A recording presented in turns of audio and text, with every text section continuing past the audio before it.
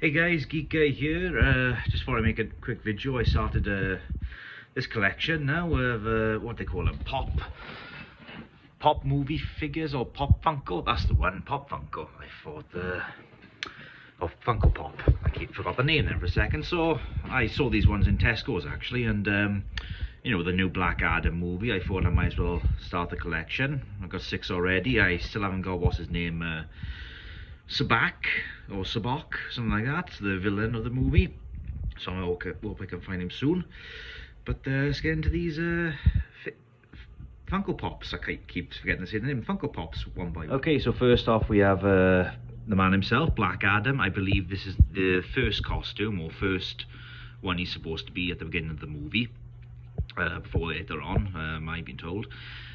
Looking at it as well, it looks pretty well good, especially with the design and all that. Only thing I regret about this figure, because again, this is supposed to be when he first appears, like, and you can see in the movie his costume is a little bit run down. Just kind of wish they'd done that with this one, like, give it that effect, because, you know, the other costume, which we'll get into now in the next video, that there's not much difference between them. But it's a good figure. I like the lightning in it. So yeah, let's move on to the second one. And here is the other Black Adam, this time with the cape, and as you can see, he's flying in that as well. Looks pretty good. Again, same kind of design. Like I said, I wish they put the first one with a bit of a less of a, what's the word I'm trying to think of, more rustic tune, like, you know, to show he's been in hibernation for God knows how many centuries. But yeah, as I didn't show in the previous one, you can see this back. For some reason that they all had all of these ones here in the store, but didn't have him. Guess he must be pretty popular to get. He looks pretty good as well. I hope I can get him.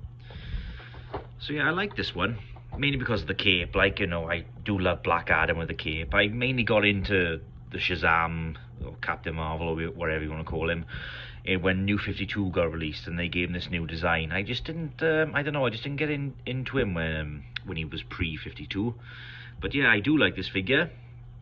No lightning in this one, of course. Like, he's just chilling there, doing his own thing. So let's move on to the next one. Okay, so the next one, we got the man himself, the leader of the Justice Society of America. Or, I believe I said that too fast. The Justice Society of America. Hawkman. Now, I do like this design. Again, Hawkman, out of all of them, I reckon, was probably the hardest they could do. Because if you've seen Hawkman in the comics, he's shirtless and got green pants. So yeah, it was probably a bit awkward for them to do this one. But I do like the red tunic design, especially on the wings, and they've obviously gone with the red trousers. You can see he's got a mace instead of the battle axe and the shield. From what I've seen with the movie as well, like one of the clips they showed, they've got a bit of the Savage Hawkman in him. Now, if you haven't seen Savage Hawkman, it's basically a comic book. It was the, sorry about that was just my computer. But yeah, in Savage Hawkman, it was the New 52 version, beginning reboot of Hawkman. He had this whole armor going down the side of his arm. So they don't show it here, but in the movie he has got it. So again, I do like this design. Hawkman is one of my favourite characters. He's got that kind of golden Egyptian theme to him. So yeah, definitely I like this one. Definitely indeed.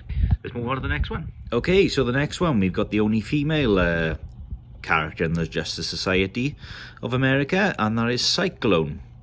I don't know too much about the Cyclone from the comics. I don't follow up on her much, but again, looking at the character she's been played as in the movie, and the actor, she looks really hot, really good. This outfit looks very interesting. I think she's like the Justice Society version of Red Tornado. Again, I think Red Tornado was part of the Justice Society as well, but I don't know, maybe she was more popular, or I don't know. But yeah, the design looks good, especially all the green on her costume blowing about there. Her hair is sort of pinned back and then blowing out at the side, as you can probably see in the movie as well. So yeah, definitely like this one, definitely different. Also as well, I'm not going to be taking these out of the boxes, because again, I keep them in the boxes, maybe in a couple of years later, maybe worth something. Anyway, let's move on to the next one. Okay, so the next one, we have, of course, Atom Smasher. Or as people were joking about when the trailer was going out, DC's version of Deadpool. You obviously can't see it with this figure, but if you watch the clip of the movie, his mask looks a lot like Deadpool. So that was a running gag joke. But I've seen a clip and he looks really good, especially his outfit. I think he's a youngster in this movie as well. Like in the comics, he's portrayed as a lot more older, and he's sort of like an anti-hero or something like that. I could be wrong. But yeah, I do like the red and blue. It's definitely different. Again, like you can see on his face, like there's not much detail on his face. It's just like a blue with two white eyes. But yeah, it's got a nice design on the boots and that as well, and on the wrists. Obviously, this guy can grow in size, so I don't know if they're going to bring out a bigger version of him at some point. I'll probably get it if he does. But yeah, let's move on to the next one. And here's the final one I got. So, of course, it's the man himself, Dr. Fate. One of my favourite of all DC characters, even above, maybe on par, maybe above Hawkman, I'm not too sure. But yeah, I really love Dr. Fate, especially the old mystic arts and everything, the blue and the white, gold, sorry, not white, blue and dark blue and gold on the cape. You can see, I don't think you can see it from here, but on here he's got some stuff in his hands, the belt as well, and mainly as well, what struck me was this mask.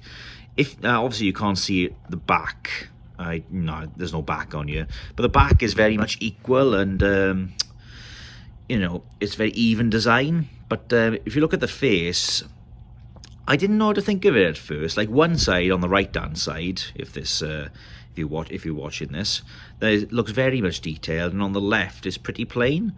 But again, you probably can't see it, and I can't get it out of here as well. Maybe, I don't know if you can see it in there.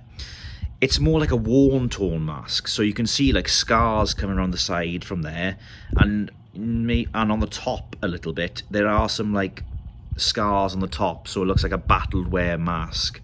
I didn't like it at first, I am going to admit, but I kind of fallen in love with the mask. It's differently unique, especially since they've adapted him to the movies. So yeah, this, out of all of them, I'd say, aside from Black Adam, the second version of Black Adam, this has got to be one of my favourites. Oh, no, sorry, my favourite, definitely. But yeah, that's all I've got right now. I will make another video as soon as I get some back. It won't be a long video. But I just hope I can get the complete collection, because I can't see it having up Tesco's anytime soon. Anyway, that's me done. That's Massive Geek Guy, out.